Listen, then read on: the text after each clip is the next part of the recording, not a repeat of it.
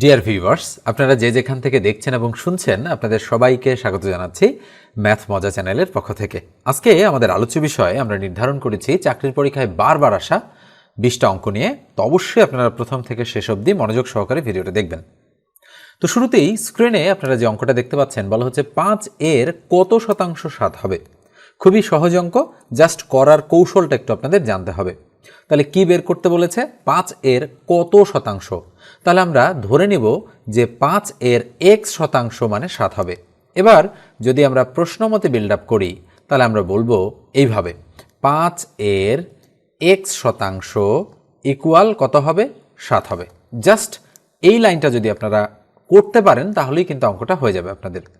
তাহলে বা আমরা কি করব, 5 এর x শতাংশ বা x% মানে কি? উপরে x, তার নিচে কত? 100 ইকুয়াল হচ্ছে 7। আচ্ছা বলেন তো দেখি, এই 5 উপরের সংখ্যা কিনা? অবশ্যই উপরের সংখ্যা। এবার যদি আমরা কাটাকাটি করি, 5 20 100 কাটা যাচ্ছে, তাহলে বা উপরে থাকছে x আর নিচে থাকছে 20 ইকুয়াল কত? 7।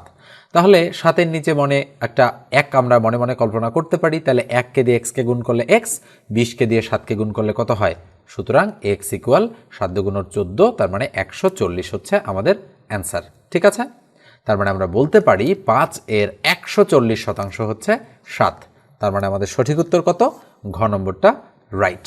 এবার আমরা পরেরটাতে চলে যাচ্ছি।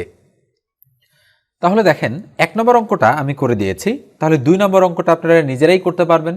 2 এর কত শতাংশ 8 হবে? তো আপনারা 2 নম্বর অঙ্কটা করেন, করার পরে অ্যান্সার বের করে কমেন্ট সেকশনে আমাকে জানাই দেন। ঠিক আছে? এইবার দেখেন, শতকরার এই অঙ্কটাতে কি বলা হচ্ছে যে 24 সংখ্যাটি কোন সংখ্যার 32% সমান। তাহলে একইভাবে আমরা চিন্তা করব যে 24 সংখ্যাটি কোন সংখ্যার যেহেতু বলেছে, তাহলে আমরা ধরবো যে ধরি সংখ্যাটি হচ্ছে x। তাহলে আমরা লিখতে পারি এখানে, অবশ্য যদি আমরা রিটেন বেজে অঙ্ক করি তাহলে আমরা লিখতে পারি ধরি আমাদের সংখ্যাটি ইকুয়াল হচ্ছে x। এবারে আমরা প্রশ্ন মতে বিল্ড আপ করবো। তো প্রশ্ন মতে আমরা কি লিখব? আমরা লিখব 24 সংখ্যাটি কোন সংখ্যার 32%। তার মানে আমরা লিখব যে x এর 32%, ইংরেজি দিয়ে লিখলাম আমি 32%, ইকুয়াল হচ্ছে 24। এই যে লাইনটাকে আমি যে ঘুরিয়ে লিখলাম, এখানে বলা হচ্ছিল যে 24 সংখ্যাটি কোন সংখ্যার 32%, এই জন্য কিন্তু এভাবে ঘুরিয়ে লিখলাম। তার মানে x এর 32% মানে হচ্ছে 24, যদি আমরা সোজাভাবে চিন্তা করি। তাহলে x এর 32% মানে কি? উপরে 32, তার নিচে কত? 100 ইকুয়াল হচ্ছে 24। যদি আমরা কাটাকাটি করি তাহলে 4 8 32 থাকলো কত? 4। তাহলে 4 25 100। তাহলে বা আমরা দেখতে পাচ্ছি উপরে হচ্ছে 8x, তার নিচে হচ্ছে 25 ইকুয়াল কত? 24। তাহলে 24 এর নিচে 1 রয়েছে।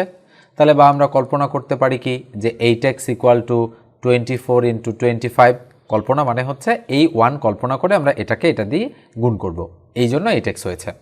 তাহলে বা x ইকুয়াল টু উপরে 24 × 25 আর নিচে কত? 8টা নিচে চলে যাচ্ছে, যেহেতু গুণ আকারে ছিল এখানে এসে ভাগ হয়ে গেল। তাহলে 3 8 24 থাকলো 3। তাহলে ইকুয়াল x এর মান দাঁড়াচ্ছে 3 25 75। তার মানে আমাদের সঠিক উত্তর হচ্ছে 75। এবার আমরা পরেরটাতে চলে যাচ্ছি। এবারে দেখেন, এই অঙ্কটা আমি আপনাদের হোমওয়ার্ক দিলাম। 45 কোন সংখ্যার 60%? তাহলে কোন সংখ্যাকে আপনারা x ধরে নিয়ে অঙ্কটা করেন, করার পরে অ্যান্সারটা আপনারা কমেন্ট সেকশনে জানাই দেন। ঠিক আছে? এরপর আমরা পরেরটাতে চলে যাচ্ছি। দেখেন, এই অঙ্কটা কিন্তু বিসিএস পরীক্ষার একটা অঙ্ক। এটা বিসিএসে এসেছিল, এরপরে অসংখ্য চাকরির পরীক্ষায় কিন্তু এই অঙ্কটা পরবর্তী সময় এসেছে। বলা হচ্ছে কোনো সংখ্যার 40%-এর সাথে 42 যোগ করলে ফলাফল হবে ওই সংখ্যাটি, উহা কত? তার মানে আমাদের ধরে নিতে হবে যে ধরি সংখ্যাটি হচ্ছে x। তাহলে x এর মান বের করলেই আমার মান বের হয়ে যাবে। তাহলে সংখ্যাটাকে আমরা x ধরে নিলাম। তাহলে এবার আমরা প্রশ্ন মতে বিল্ড আপ করব। তো প্রশ্ন মতে আমরা কিভাবে লিখব যে কোনো সংখ্যার 40%, তাহলে আমরা লিখব x এর 40%। যেহেতু আমরা সংখ্যাটাকে x ধরেছি, তাহলে x এর 40% এর সাথে 42 যোগ করলে, তার মানে এটার সাথে 42 যদি আমরা যোগ করি তাহলে ফলাফল মানে ইকুয়াল ওই সংখ্যাটি হবে। আচ্ছা, ওই সংখ্যাটা মানে কোন সংখ্যা? x। তার মানে আমরা x লিখে দিলাম। ঠিক আছে?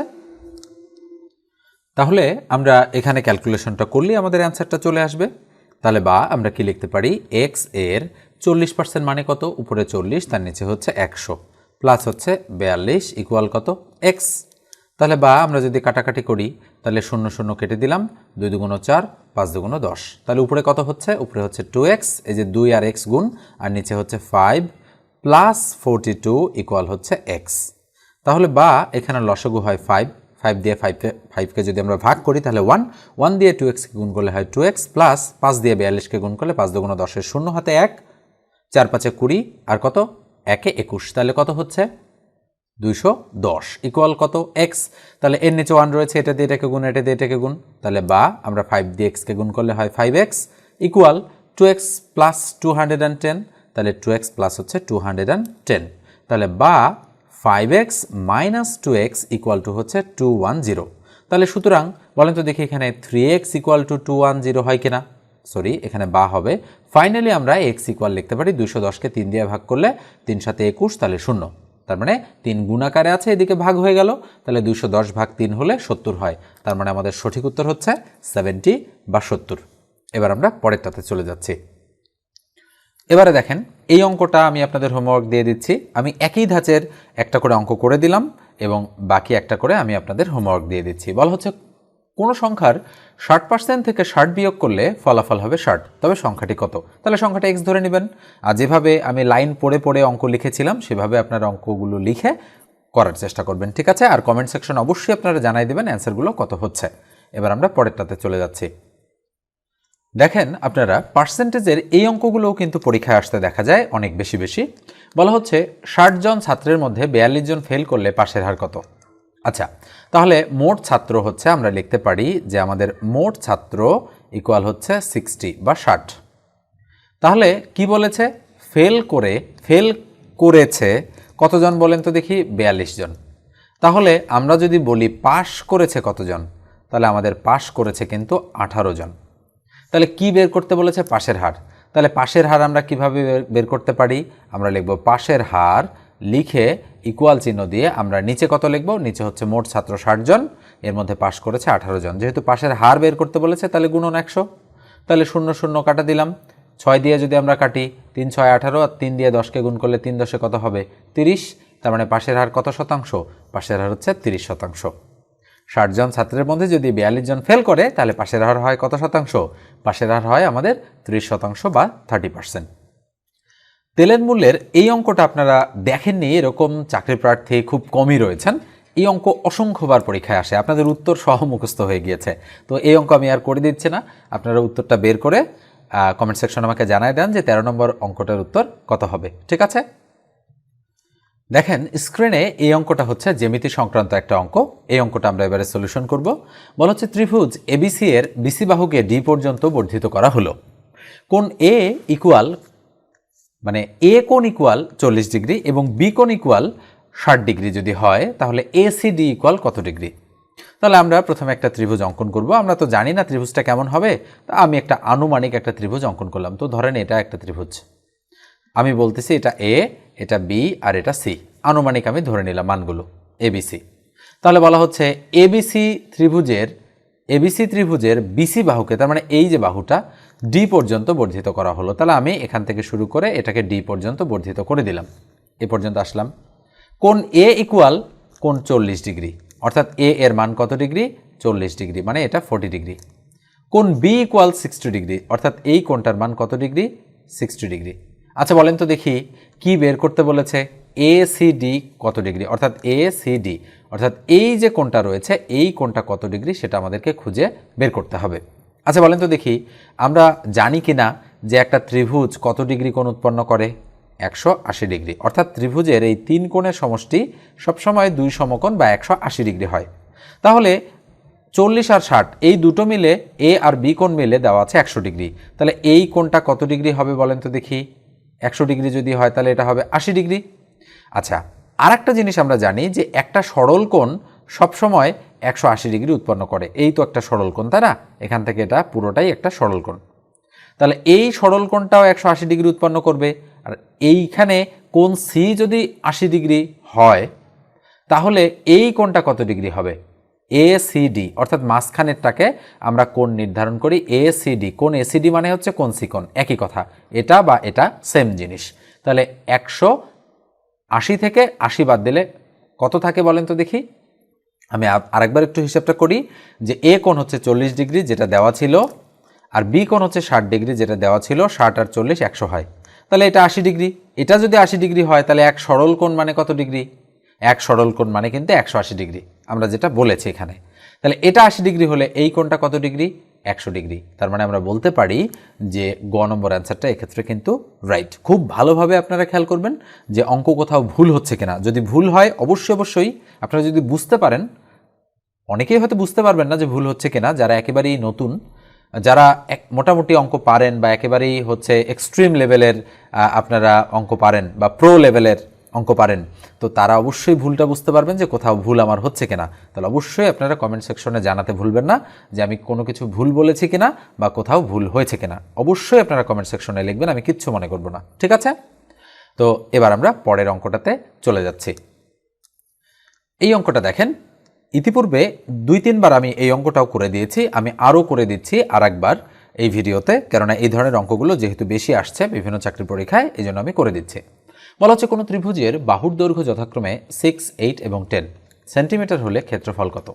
তাহলে আমি ধরলাম একটা ত্রিভুজ, এই হচ্ছে একটা ত্রিভুজ, আনুমানিক আমি ধরে নিলাম এটা একটা ত্রিভুজ, এটা এ, এটা বি, আর এটা কি সি। তাহলে এই যে এবিসি ত্রিভুজটা, এই ত্রিভুজটার এই যে একটা 6 মানে বাহুর দৈর্ঘ্য, তার মানে আমরা ধরলাম এটা 6, এটা আর একটা বাহু ধরলাম এটা 8, এইটা আর একটা বাহু ধরলাম এটা হচ্ছে 10। তাহলে এ বি মানে 6, তাহলে এ বি ইকুয়াল টু 6। বলেন তো বিসি ইকুয়াল কত? বিসি ইকুয়াল টু 8 আর এসি ইকুয়াল টু হচ্ছে 10। তাহলে এ বি, বিসি, এসি তিনটা বাহুর দৈর্ঘ্য দেওয়া আছে। কি বলা হচ্ছে? ক্ষেত্রফল নির্ণয় করো। তার মানে আমাদের বের করতে হবে ক্ষেত্রফল, বা যেটার ইংরেজি আমরা বলি এরিয়া। ক্ষেত্রফল ইকুয়াল টু হোয়াট? অবশ্যই আমাদের সূত্র জানা থাকা দরকার, যে ক্ষেত্রফলের সূত্রটা কি। এটা তো বিষমবাহু ত্রিভুজ যার কোনো বাহুই সমান নয়, অর্থাৎ এইটা একরকম, এটা আর এক রকম, এটা আর এক রকম, তিনটা বাহু তিন রকম, তাই এটা হচ্ছে একটা কি ত্রিভুজ? একটা বিষমবাহু ত্রিভুজ। যদিও বিষমবাহু শব্দটা এরা উল্লেখ করেনি, কিন্তু আমরা বাহুর দৈর্ঘ্য দেখেই বলে দিতে পারি যে এটা একটা বিষমবাহু ত্রিভুজ। তাহলে বিষমবাহু ত্রিভুজের ক্ষেত্রে ক্ষেত্রফল নির্ণয় করার সূত্র কি? সূত্র হচ্ছে যে ক্ষেত্রফল, বা ইংরেজিতে যেটাকে আমরা বলি area, equal square root S into S minus A into S minus B into S minus C. এটা হচ্ছে এরিয়ার সূত্র। এখানে এ বি সি কি? এ হচ্ছে একটা বাহু, এটা বি হচ্ছে আর একটা বাহু, সি হচ্ছে আর একটা বাহু। আর এস এখানে কি? মনে রাখতে হবে, এখানে এস মানে হচ্ছে অর্ধ পরিসীমা। মনে থাকবে আপনাদের, এস মানে হচ্ছে অর্ধ পরিসীমা। তো অর্ধ পরিসীমা কি? এই তিনটা বাহু যোগ করলে, 2 দিয়ে ভাগ করলে যা পাওয়া যায় সেটা হচ্ছে অর্ধ পরিসীমা। তাহলে আমরা বলতে পারি এখানে এস ইকুয়াল এ প্লাস বি প্লাস সি ভাগ হচ্ছে 2। এটা হচ্ছে এস এর মান। তাহলে এ প্লাস বি প্লাস সি ভাগ 2 যদি হয়, তাহলে এর মান 6, বির মান 8 আর সির মান 10। তাহলে 8 আর 6 14 আর 10 24। তাহলে যদি 24কে আমরা 2 দ্বারা ভাগ করি, 24 ভাগ 2, তাহলে কত হচ্ছে ফলাফল? 12। তাহলে আমরা দেখতে পাচ্ছি এস এর মান হচ্ছে 12। তাহলে এস যদি 12 হয়, আমরা আরেকবার একটু দেখি, 8 আর 6 14 আর 10 24, ঠিক আছে। তাহলে 12 হয়ে গেছে এস এর মান। তাহলে আমরা বসাবো কি? স্কোয়ার রুট এস মানে হচ্ছে 12। তাহলে 12 থেকে এর মান 6 বাদ দিলে আবার 6, এস মাইনাস বি, তাহলে 12 থেকে 8 বাদ দিলে 4, তাহলে থাকে এস মাইনাস সি। তাহলে এস মাইনাস সি মানে কি? 12 থেকে যদি 10 বাদ দিই থাকে কত? 2 থাকলো। তাহলে ইকুয়াল, আচ্ছা বলেন দেখি, 12 6 গুণ করলে কত হয়? 6 বারং 72, 72 দুগুণ কত? 144, 4 144-এ কত হয়? তাহলে 144 গুণন 4। তাহলে 4 4-এ 16, 6 হাতে কত? 1, 4 4-এ 16 আর 1-এ 17, 7 হাতে কত? 1, 4 1-এ 4 আর 1-এ কত? 5। তাহলে স্কোয়ার রুট কত হলো? 576। এই 576-কে যদি আমি স্কোয়ার রুট বা বর্গমূল করি, তাহলে আমি একটু করে দেখি 576-এর বর্গমূল কত আসে। এক জোড়া, এটা সিঙ্গেল, তাহলে 2 দুগুণ 4, কত থাকলো? 1। কাটে নামালাম কত? 76, তাহলে 1-এর দ্বিগুণ কত? 2। এখানে যদি 4 দেই, এখানেও যদি 4 দেই, তাহলে 4 24-এ 96 হয়, তাই না বিষয়টা? এখন 96 তো আর মিলতেছে না, তাহলে আমরা একটু এখানে দেখি একটু বেশি করে দেওয়া যাচ্ছে কিনা, আমরা একটু দেখি কোথাও আমাদের ভুল হলো কিনা। ঠিক আছে, আমরা ভুলটা বুঝতে পেরেছি, আমাদের কোথায় ভুল হয়েছে। খেয়াল করেন একটু ভালো করে যে এই 2-এর ডাবল কিন্তু এখানে 4 বসবে, আমরা 2 বসিয়ে ফেলেছিলাম। তাহলে এখানে যদি 4 দেই, এখানেও 4, তাহলে 4 44-এ কত হয়? 176। তাহলে আমরা একটু গুণ করে দেখি, 44 গুণন 4, 4 4 16, 6 হাতে 1, 4 4 16 আর 1-এ 17, তার মানে কত হচ্ছে, 4 বসালে 44 হয়, 4 44-এ 176 হয়, তাহলে 0 হয়ে গেল। তার মানে আমাদের সঠিক উত্তর কত, 24 হচ্ছে আমাদের সঠিক উত্তর। তার মানে এই বিষমবাহু ত্রিভুজের ক্ষেত্রফল হচ্ছে কত, 24, অবশ্যই বর্গ সেন্টিমিটার। যেহেতু সেন্টিমিটার সেন্টিমিটার দেওয়া আছে, গুণ করলে হয় বর্গ সেন্টিমিটার, যেহেতু এরিয়া বা ক্ষেত্রফল নির্ণয় করতে বলেছে। তো আমি আবারও বলছি যে ভুল হচ্ছে কিনা খুব ভালো করে আপনারা সতর্কতার সহিত খেয়াল করবেন, যারা অঙ্ক মোটামুটি ভালো পারেন। তো আমি আমার জানা মতে কোথাও ভুল সাধারণত রাখি না, আমি কয়েকবার রিভিশন দিয়ে অঙ্কগুলো আপনাদেরকে প্র্যাকটিস করাই, তারপরেও অযাচিত কিছু ভুল থেকে যেতে পারে। ওকে, তো ওই পর্যায়ে বলি, আমার কাছে যদি ম্যাথের আপনারা বেসিক শিখতে চান, একেবারে ধরে ধরে যদি ম্যাথ শিখতে চান, তাহলে 01642702760 এই নাম্বারে যোগাযোগ করেন।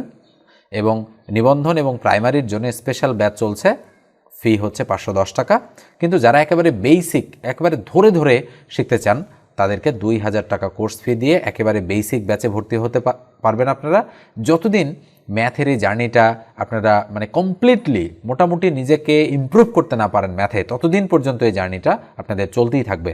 আমি মিনিমাম 55 থেকে 60টা ক্লাস নিয়ে থাকি এই 2000 টাকা কোর্স ফি এর মধ্যে, পাশাপাশি আপনাদের শিট প্রোভাইড করি এবং আলাদাভাবেও আমি আপনাদেরকে সার্ভিস দিয়ে থাকি যদি ব্যাচে আপনারা না বোঝেন। ওকে, তো এই কারণে আপনারা অবশ্যই এই নম্বরে আমার সাথে যোগাযোগ করবেন এবং এই নম্বরে হোয়াটসঅ্যাপ খোলা রয়েছে, আপনারা হোয়াটসঅ্যাপে নক দেবেন। আর পাশাপাশি আপনারা যারা 11তম গ্রেড বা 12তম গ্রেড থেকে 16তম গ্রেডের পরীক্ষার্থী রয়েছেন, তারাও কিন্তু আমার কাছে স্পেশাল ব্যাচে ভর্তি হতে পারেন, পাশাপাশি বেসিক ব্যাচে ভর্তি হতে পারেন। ঠিক আছে, তো এবারে আমরা পরের অঙ্কগুলোতে চলে যাচ্ছি। এই অঙ্কটা দেখেন, বলা হচ্ছে ঐকিক নিয়মের একটা অঙ্ক এটা। যদি একটি কাজ 9 জন লোক 12 দিনে করতে পারে, অতিরিক্ত 3 জন লোক নিয়োগ করলে কাজটি কত দিনে শেষ হবে? 9, 12, 15 নাকি 8? তাহলে যদি আমরা ঐকিক নিয়মের সাহায্যে অঙ্কটা করতে চাই, যেহেতু ঐকিক নিয়মের অঙ্কই এটা, তাহলে কি বের করতে বলেছে সেটা আমরা আগে ফাইন্ড আউট করব। কাজটি কত দিনে শেষ হবে, তার মানে দিন বের করতে বলেছে। এইটা আমাদের শুরুতে আগে দেখতে হবে। দেখার পর আমরা প্রথম লাইনটা খেয়াল করব যে যদি একটি কাজ 9 জন লোক 12 দিনে করতে পারে, এইটুকু পর্যন্ত কিন্তু প্রথম লাইনের আমাদের মানে খেয়াল রাখতে হবে যে জন এবং দিন, এখানে 9 জন, এখানে 12 দিন। তাহলে যেহেতু দিন বের করতে বলেছে, দিনটা ডান দিকে আছে কিনা, যদি না থাকে করে নিতে হবে। তো এখানে খুবই সুন্দরভাবেই দিনটা ডান দিকেই রয়েছে, যে 9 জন 12 দিন। তাহলে আমরা এখানে লিখতে পারি যে 9 জন লোক একটি কাজ করতে পারে কত দিনে? 12 দিনে। বাকিগুলো কিন্তু আমি লিখলাম না, আমি এখানে উজ্জ্ব রেখে দিলাম, বললাম যে 9 জন লোক একটি কাজ করতে পারে 12 দিনে। তাহলে ঐকিক নিয়মের ইংরেজি কি? Unitary method.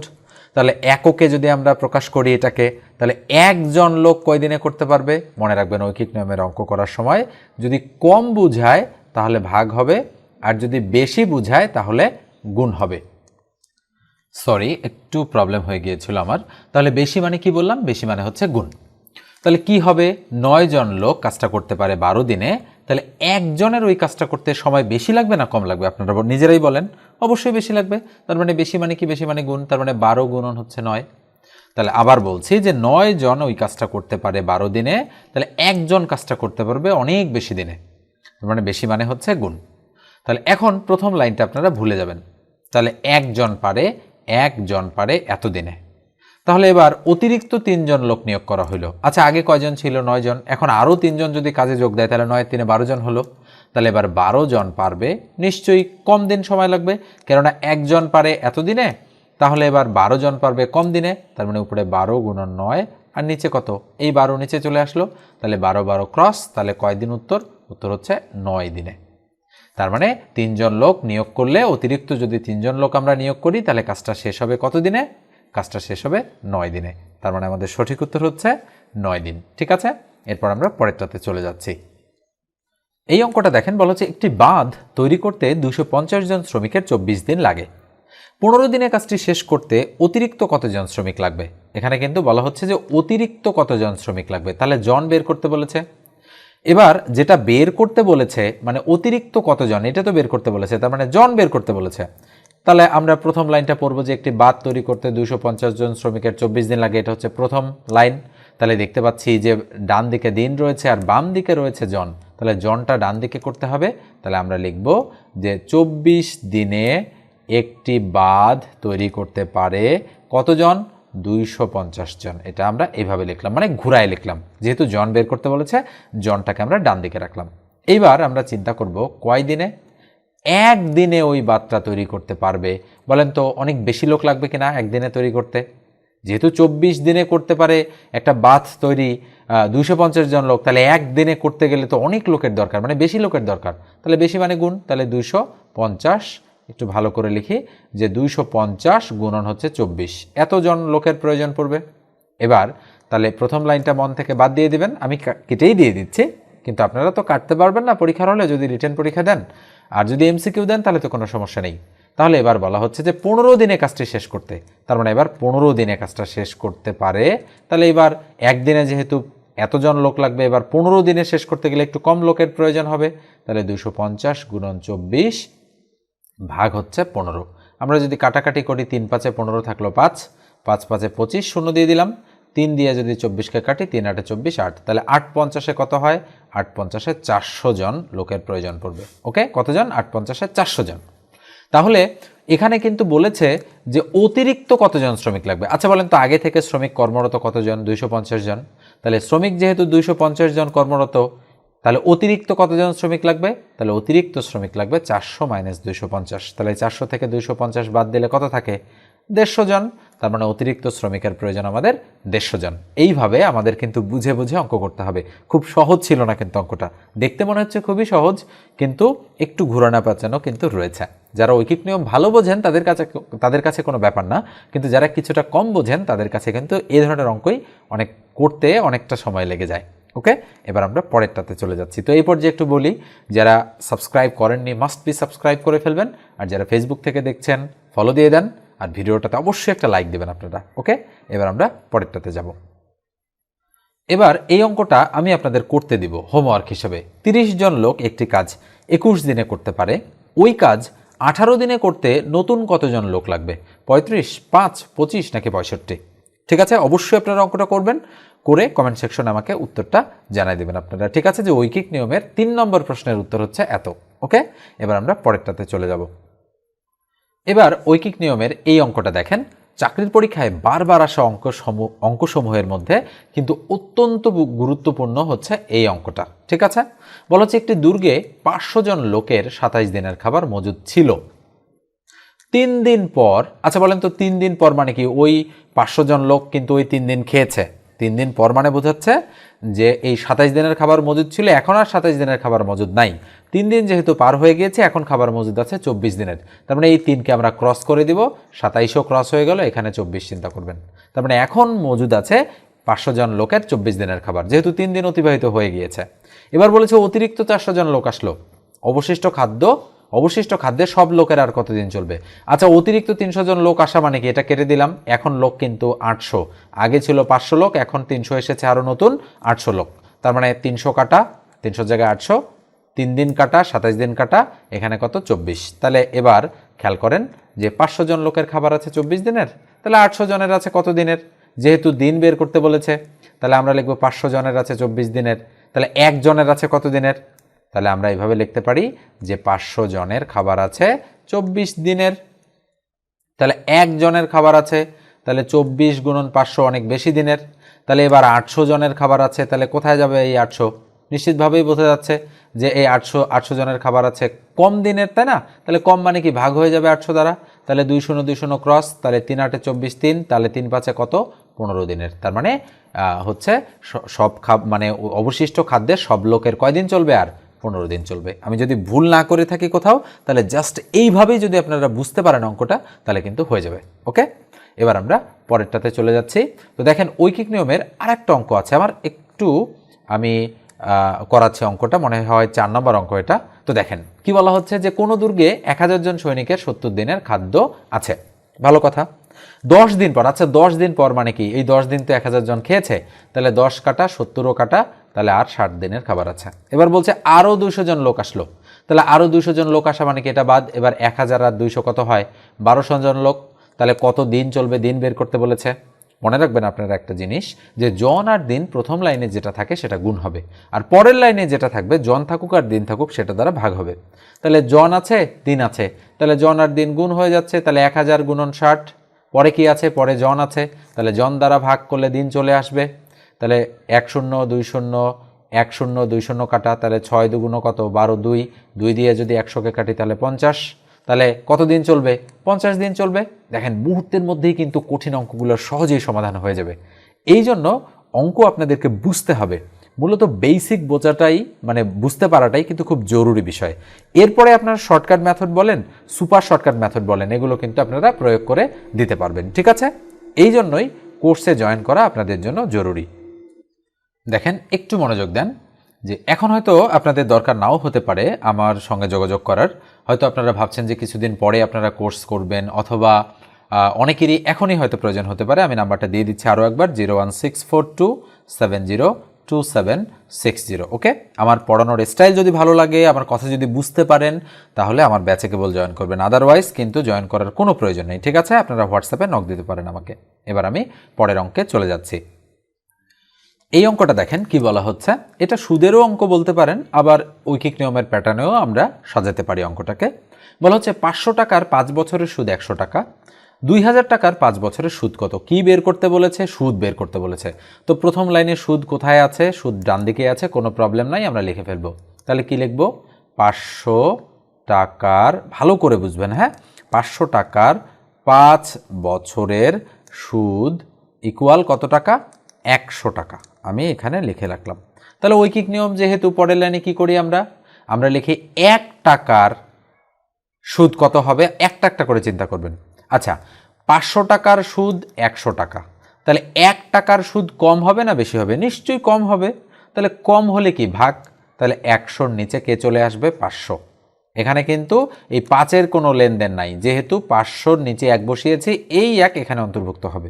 এবার পরেরটা আসেন, এটা কমপ্লিট আমাদের, এটা আমি একটু মুছে দিলাম, এটা আমি মুছে দিচ্ছি। ঠিক আছে, এবার দেখেন কি করব আমরা। এবার 5 বছরের সুদ 100 টাকা, তাহলে 1 বছরের সুদ কত, তাহলে 5 বছরের সুদ যদি 100 টাকা হয়, তাহলে 1 বছরের সুদ কম হবে না বেশি হবে, নিশ্চয়ই কম হবে। তাহলে কম হলে ভাগ, তাহলে 100-র নিচে 5ও চলে আসলো। ক্লিয়ার? এবার এই লাইনটাকে আপনারা ভুলে যান, এই লাইনটার কোনো প্রয়োজন নাই। এবার 1 টাকার 1 বছরের সুদ এত টাকা, এটা যত টাকাই হোক না কেন আপনাদের চিন্তা করার কোনো দরকার নাই, যে আপনারা ধরে নেবেন 10, 20, 30, 50 যা খুশি ধরে নেবেন, যে 1 টাকার 1 বছরের সুদ এত টাকা। এবার আসেন 2000 টাকার সুদ কি হবে, তাহলে 1 টাকার সুদ যদি এত টাকা হয়, 2000 টাকার সুদ কম হবে না বেশি হবে, নিশ্চয়ই বেশি হবে। তাহলে বেশি হলে গুণ, তাহলে গুণ মানে এখানে যদি গুণ দিয়ে দেই তাহলে উপরে চলে যাচ্ছে, তার মানে 100 গুণন 2000, আর নিচে কত হচ্ছে, নিচে 500 গুণন 5। সরি, একটা কল এসেছে। তাহলে দেখেন যেটা বলতেছিলাম, যে 1 টাকার 1 বছরের সুদ যদি এত টাকা হয়, তাহলে 2000 টাকার সুদ কম হবে না বেশি হবে, নিশ্চয়ই বেশি হবে। তার মানে বেশি মানে গুণ, তাহলে গুণ মানে উপরে চলে গেল, ভাগ মানে নিচে চলে আসবে। এবার চিন্তা করেন যে 1 বছরের সুদ যদি এত টাকা হয়, তাহলে 5 বছরের সুদ কি হবে, আরও বেশি হওয়ার কথা, তাহলে বেশি হলে আবার গুণ, তাহলে গুণন 5 হয়ে গেল। এইভাবে ঐকিক নিয়মের জিনিসগুলো কোনোটা উপরে যায়, কোনোটা নিচে যায়। মুখস্থ করলেই আপনারা ধরা খেয়ে যাবেন। মুখস্থ করা মানেই আপনারা নিজেরা নিজেকে ফাঁকি দিচ্ছেন, কখনোই বুঝতে পারবেন না যদি মুখস্থ রাখেন যে এটা উপরে যাবে এটা নিচে যাবে, কেননা শত শত অঙ্ক রয়েছে। তাহলে 5 কাটা, তাহলে 100 দিয়ে যদি আমরা 500কে কাটি তাহলে 5, ঠিক আছে। 5 দিয়ে যদি আমরা 2000কে কাটি, 4 5 20 আর 2টা শূন্য, তাহলে কত হচ্ছে, 400। তার মানে সঠিক উত্তর হচ্ছে 400। তাহলে 500 টাকার 5 বছরের সুদ যদি 100 টাকা হয়, তাহলে 2000 টাকার 5 বছরের সুদ কত, আপনারা এমনিতেও চিন্তা করলে কিন্তু বের করতে পারতেন। তাহলে বলেন তো দেখি, 500 টাকার 5 বছরের সুদ 100 টাকা, তাহলে প্রতি বছর কয় টাকা করে সুদ হয়েছে, প্রতি বছর 20 টাকা করে সুদ হয়েছে। তাহলে 1 বছরে 20 টাকা, আরেক বছরে 20 টাকা, এইভাবে 5 বছরে 100 টাকা হয়েছে। তাহলে 20 টাকা করে সুদের হার 20 টাকা। তাহলে এবার 2000 টাকার যদি আমরা সুদ হিসাব করি, তাহলে 2000 টাকার 20% সুদ কত হয় বলেন তো দেখি, 20 ভাগ 100। তাহলে 0 2টা কাটা, তাহলে 20 20-এ গুণ করলে কত হয়, 400। তার মানে বিষয়টা হচ্ছে যে এইভাবে, তো দরকার নাই এই হিসাবটা করার দরকার নাই, আপনারা জাস্ট ভুলে যান, এই হিসাবটা আমাদের করার কোনো প্রয়োজন নাই। ঠিক আছে, তো আমরা জাস্ট ঐকিক নিয়ম যেহেতু করতেছি, আমরা ঐকিক নিয়মই হচ্ছে এখানে অ্যাপ্লাই করছি। তো আমি এটা মুছে দিচ্ছি। এবার আমরা পরেরটাতে চলে যাব। দেখেন এই ধরনের অঙ্ক কিন্তু আমি করে দিয়েছি আপনাদেরকে, তো আরও একবার করে দিচ্ছি যে নিচের ভগ্নাংশগুলোর মধ্যে ক্ষুদ্রতম কোনটা সেটা বের করতে বলেছে। তাহলে আমরা কি করব, আমরা কম্পেয়ার করব কিভাবে, এই কোনাকুনি গুণ করে। তাহলে 3 6 18 প্রথমটার নিচে বসাবো, 4 5 20 দ্বিতীয়টার নিচে বসাবো। বলেন তো দেখি 20 বড় না 18 বড়? নিশ্চয়ই 20 বড়, যেহেতু ছোটটা বের করতে বলেছে তাই এটা ক্রস করে দিব আমরা। তাহলে এবার এই দুটোর মধ্যে কম্পেয়ার করব।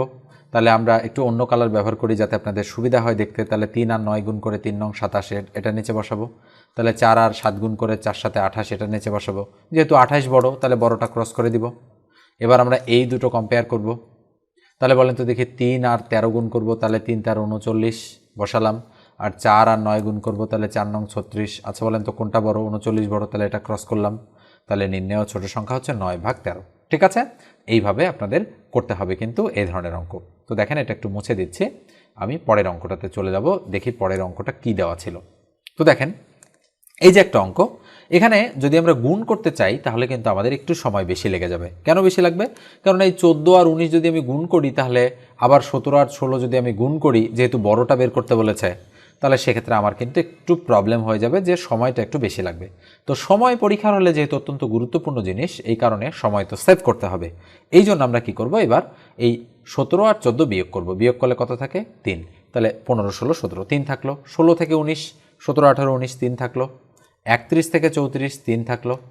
34 থেকে 37 34-এর পর 35 36 37, তাহলে 3 থাকলো। ওকে, তার মানে আমরা দেখতে পাচ্ছি যে প্রত্যেক ক্ষেত্রেই আমাদের পার্থক্য হচ্ছে 3। তো এখন আমরা কি করব, এই 3 দিয়ে 14কে ভাগ করব। তাহলে 3 4 12, তাহলে 4 দশমিক সামথিং। 3 দিয়ে 16কে ভাগ করব, তাহলে 3 5 15 5 দশমিক সামথিং। 3 দিয়ে 31কে ভাগ করব, 3 10 30 10 দশমিক, মানে যে কোনো কিছু একটা হবে। আর 3 দিয়ে 34কে ভাগ করব, তাহলে কি হবে? তাহলে 10 3 11 33, তাহলে 11 দশমিক সামথিং। আচ্ছা বলেন তো 4 বড় 5 বড় 10 বড় নাকি 11 বড়? নিশ্চয়ই 11 বড়, বোঝা যাচ্ছে। তাহলে বৃহত্তম সংখ্যা হচ্ছে 34/37। দেখেন মুহূর্তের মধ্যেই কিন্তু আপনারা উত্তরটা বের করে ফেলতে পারবেন যদি এইভাবে আপনারা কম্পেয়ার করেন। তবে গুণ করলেও কিন্তু হবে, তবে গুণ করলে আপনাদের সময় কিছুটা কি লাগবে, বেশি লাগবে। ওকে, এবার আমরা আরেকটাতে চলে যাচ্ছি। তো দেখেন আরও অঙ্ক রয়েছে। তো এই অঙ্কটা আপনারা চাইলে নিজেরাই করতে পারেন, আমি যেভাবে আপনাদেরকে করে দেখালাম সেইভাবে আপনারা এই অঙ্কটা কিন্তু করে ফেলতে পারেন। ঠিক আছে, এবার পরেরটা দেখি। তো দেখেন এটা আপনারা চাইলে করতে পারেন, এরপরে আপনারা এটা করতে পারেন। এটা তো খুবই সহজ, এইভাবে কম্পেয়ার করে আপনারা করতে পারবেন। আর একটা আমি দেখাচ্ছি, এটাও করতে পারবেন, এটাও আপনারা করতে পারবেন। এগুলো আপনারা প্র্যাকটিস করবেন যাতে করে পরীক্ষার হলে আপনাদের সময় অনেকটা সেভ হয়। ঠিক আছে, এই যোগ বিয়োগ গুণ ভাগ এই বিষয়গুলো করতে কিন্তু আপনাদের সময় লেগে যায়। এই জন্য খুব বেশি প্র্যাকটিস করলে পরীক্ষার হলে আপনাদের জন্য বিষয়গুলো অনেক সহজ হয়ে যাবে। ওকে, এবার আমরা অন্য ধরনের অঙ্কে চলে যাচ্ছি। দেখেন বীজগণিতের এই যে অঙ্কগুলো, এই অঙ্কগুলো কিন্তু বারবার আসে অঙ্ক, খুবই সহজ অঙ্ক কিন্তু বারবার আসে। বলে তো দেখি কি দেওয়া আছে? দেওয়া আছে কিন্তু আমাদের a + 1/a = 3। মান বের করতে হবে কিসের? মান বের করতে হবে a² + 1/a², এটা ইকুয়াল টু হোয়াট? এখন বলেন তো দেখি এটাকে কিসের আদলে সাজানো যায়? a তার উপর স্কোয়ার, এটাকে আমরা সাজাতে পারি b তার উপর স্কোয়ার। তাহলে a² + b² এই আদলে এটাকে সাজানো যায়। তাহলে a² + b² এর আদলে যদি আমরা সাজাই, তাহলে আমরা সাজাতে পারি a + b তার উপরে কি হোল স্কোয়ার -2ab। তাহলে 2 × a × b। ওকে, জাস্ট এইভাবে a² b² এর অনুসিদ্ধান্ত আমরা প্রয়োগ করলাম। তাহলে a + 1/a এর মান 3 দেওয়া আছে, তার মানে 3 এর উপর স্কোয়ার বসাই দিলাম, -2 a কাটা, তাহলে 2 1 2। তাহলে বলেন তো 3 3 9 -2, তাহলে 9 থেকে 2 বাদ দিলে কত থাকে? 7। তার মানে সঠিক উত্তর হচ্ছে খ। এবার আমরা পরেরটা দেখব। ওকে, তাহলে দেখেন পরের অঙ্কটাতে কি বলা আছে। বলা আছে দেখেন x = √3 + √2 হলে x² + 1/x² এর মান কত? এই অঙ্কটা কিন্তু কিছুটা কঠিন রয়েছে। কারণ কি? কারণ হচ্ছে আমরা যদি এই যে x² + 1/x² এটার মান বের করতে চাই, এটা ইকুয়াল টু হোয়াট, এটা যদি বের করতে চাই, তাহলে দেখেন আমি প্রয়োগ করে দিচ্ছি a² + b² এর সূত্র বা অনুসিদ্ধান্ত, আপনারা যাই বলেন না কেন। তাহলে এখন যদি আমরা অনুসিদ্ধান্ত প্রয়োগ করি, তাহলে অনুসিদ্ধান্তটা কিন্তু এরকম হয় a + b² - 2ab, তাহলে 2 × x × 1/x। এখন এই x x কাটা যাবে, এটাতে কোনো প্রবলেম নাই, 2 1 2 হবে, কিন্তু x + 1/x এর মান দরকার কিন্তু আমাদের, আর মান আছে কিন্তু এখানে শুধু x এর। তো মনে রাখবেন দেওয়া আছে x = √3 + √2, আর যেহেতু এখানে x না, এর সাথে 1/x রয়েছে, আমরা কিন্তু 1/x এর মানটা বের করতে পারি এর বিপরীত চিহ্ন বিশিষ্ট হচ্ছে সাইন দিয়ে। তাহলে √3 - √2 হবে 1/x এর মান। এটা পাশাপাশি যদি সংখ্যা থাকে, অর্থাৎ এটা 3, এটা 2, এটা 5, এটা 4, এটা 7, এটা 6, তাহলে কিন্তু এই নিয়মটা প্রযোজ্য হয়। তাহলে x এর মান √3 + √2 আর 1/x এর মান √3 - √2। তাহলে আমরা x + 1/x এর মান সহজেই বের করে ফেলতে পারি। তাহলে x এর মান √3 + √2 আর 1/x এর মান +√3 - √2। তাহলে এটা আর এটা ক্রস হলো, তাহলে 2√3 হচ্ছে কার মান? x + 1/x এর মান। তাহলে এখন যদি আমরা এটা বসাই দেই, তাহলে 2√3 তার উপর কি স্কোয়ার -2, x কাটা যাচ্ছে। তাহলে বলেন তো দেখি, 2 এর উপর স্কোয়ার, √3 এর উপর স্কোয়ার, তাহলে 2 এর স্কোয়ার ইন্টু √3 তার উপর কি স্কোয়ার, মাইনাস হচ্ছে 2। তাহলে 2 × 2 = 4 আর স্কোয়ার রুট কাটা যাচ্ছে ইন্টু 3 -2। তাহলে 3 × 4 = 12, 12 থেকে 2 গেলে কত থাকে? 10। তার মানে আমাদের সঠিক উত্তর হচ্ছে 10। তো দেখেন, বীজগণিতের এই অঙ্কগুলো অনেক কিন্তু সহজ অঙ্ক, কিন্তু যদি কোন সূত্র বা কোন অনুসিদ্ধান্ত প্রয়োগ হবে যদি আপনারা বুঝতে না পারেন, তাহলে কিন্তু প্রবলেম, তাহলে কিন্তু হবে না। ওকে, তো আমি কয়েকটা এই আপনাদের হোমওয়ার্ক দিচ্ছি, আপনারা করবেন। যদি করতে না পারেন তাহলে বলবেন যে বীজগণিতের অঙ্কগুলো আপনাদের হচ্ছে বেসিক জানার দরকার আছে কিনা, বা আমার কাছে বীজগণিতের অঙ্কের কোনটা অনুসিদ্ধান্ত, কোনটা মান নির্ণয়ের সূত্র প্রয়োগ হয়, অর্থাৎ কখন অনুসিদ্ধান্ত বা কখন কোন সূত্র প্রয়োগ হয় আপনারা বুঝবেন কিভাবে। এটা যদি বুঝতে না পারেন তাহলে অবশ্যই কমেন্ট সেকশনে কমেন্ট করেন যে স্যার কখন কোন সূত্র প্রয়োগ হয় এটা আমি বুঝতে পারি না, কিভাবে বুঝবো। তাহলে স্পেসিফিক আমি ভিডিও বানাই দেওয়ার চেষ্টা করবো আপনাদেরকে। আপনারা কমেন্ট করেন না অনেকেই, এই জন্য আমি কিন্তু বুঝতে পারি না যে কোন ধরনের ভিডিওগুলো আপনাদের চাওয়া। ওকে, আপনারা কিন্তু মোটামুটি পেইড ব্যাচের সেবাগুলো ফ্রিতেই পাচ্ছেন এখানে। আরও যারা অতিরিক্ত আমার কাছে শিখতে চান, জানতে চান, তারা পেইড ব্যাচে জয়েন করতে পারেন, ঠিক আছে। আর যারা মনে করেন যে মোটামুটি আমি ভালো পারি ম্যাথ, তারা কিন্তু এই ফ্রি ভিডিওগুলো দেখেই অনেকটা অগ্রসর আপনারা হতে পারেন। তো আমি আরও 2-3টা দিচ্ছি, আপনারা করবেন। ওকে, তাহলে দেখেন, এই অঙ্কটা করবেন 8 নম্বর, এরপরে 9 নম্বরটা করবেন, 10 নম্বরটা করবেন, 11 নম্বর অঙ্কটা করতে পারেন, 12 নম্বরটা করতে পারেন। এরকম কিন্তু অসংখ্য অঙ্ক কিন্তু এখানে রয়েছে, আমার এই লিস্টে হিউজ পরিমাণ অঙ্ক রয়েছে। আপনারা চাইলে এগুলো কিন্তু প্র্যাকটিস করতে পারেন। আমি বীজগণিত থেকে প্রায় 100-র কাছাকাছি অঙ্ক করাই আমাদের যারা পেইড ব্যাচের শিক্ষার্থী। ওকে, মানে চাকরির পরীক্ষায় সাম্প্রতিক সময়ে এবং অতীতে এমন কোনো অঙ্ক নেই যেগুলো তাদেরকে প্র্যাকটিস করানো হয় না। আপনারা সিরিয়াল দেখেই বুঝতে পারতেছেন হয়তো, ঠিক আছে। তো এই হচ্ছে আমাদের আজকের আলোচনা। তো ভালো থাকবেন, সুস্থ থাকবেন, আর অবশ্যই চ্যানেলটা সাবস্ক্রাইব না করে থাকলে সাবস্ক্রাইব করবেন, আর ফেসবুক থেকে দেখে থাকলে ফলো দিয়ে দিবেন। ওকে, আর ভিডিওটাতে মাস্ট বি একটা লাইক দিবেনই দিবেন, ঠিক আছে। ধন্যবাদ সবাইকে।